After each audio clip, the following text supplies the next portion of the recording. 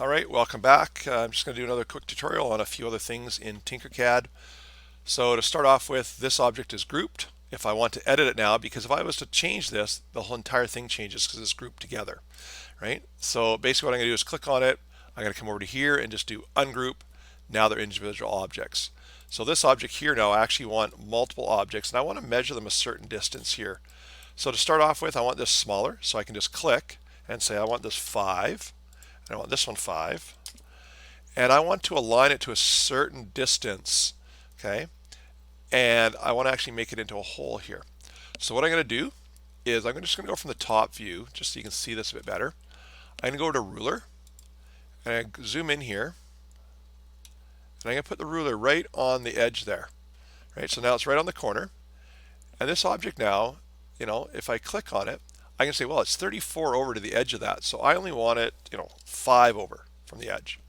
Okay, and then this way, I only want it 5 over, right? So if I actually go, whoops, I'm just going to put that back there.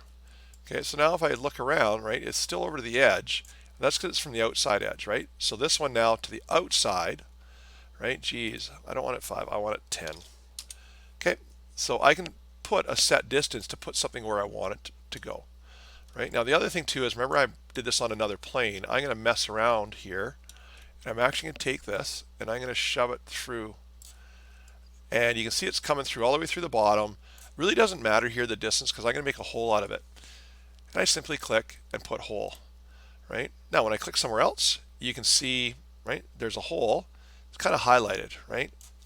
And it stays like that, and you can leave it like that. But what I like to do is highlight again 2 things. And if I click group, it actually gets rid of that and turns it into a proper hole going through like that. So there's just how to do a quick ruler, measure over, and I guess I moved the ruler to the wrong spot there, but that's okay. And just add maybe a hole, right? Very basic, very simple. So, and again, at any point in time, if I right now try to modify this, and go this way, what's going to happen is, oh, that hole's, the hole keeps squishing up, right? And you can see all of a sudden that hole is really small. So if I wanted to make that smaller, basically I would want to ungroup it right here. And now when I move this object, whoops, I kind of went there. No, I want to come this way, and I want to make the object like that. So there's a really simple, again, how to make a hole, ungroup, group, right? And that's about it. Again, highlight the whole thing, group it, and now you actually have your hole there.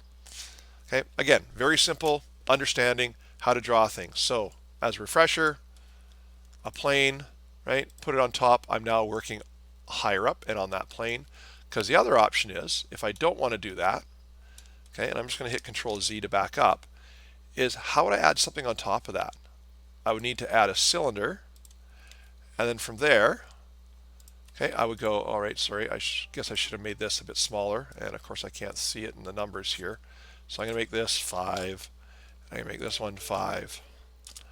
And if I want this on top, I'd actually have to do some math, right? Because this I could bring up off the plane, and then how high was that, right? So that was 10, so I could simply just put in 10, and now I am at that level. But why would you just try and do all that math when you can simply add a plane, right? So that's probably the easiest way to add something, and again, I could just move it and guess it and move around. But there is ways to do it very accurately. So the more sophisticated you get, the more you get into this. And I'm going to stop there because, again, it's just one simple tutorial on how to use TinkerCAD. All right, actually, last thing I do is save this, and I'm just going to call this thing, I don't know, test piece, right? And then as I do that, and I can come back out to test piece now, or back out to the main screen, my dashboard, and you're going to see it's called test piece, and there it is there. All right, so we're going to end there, and we're going to go on to actually making something useful. All right, thank you for watching.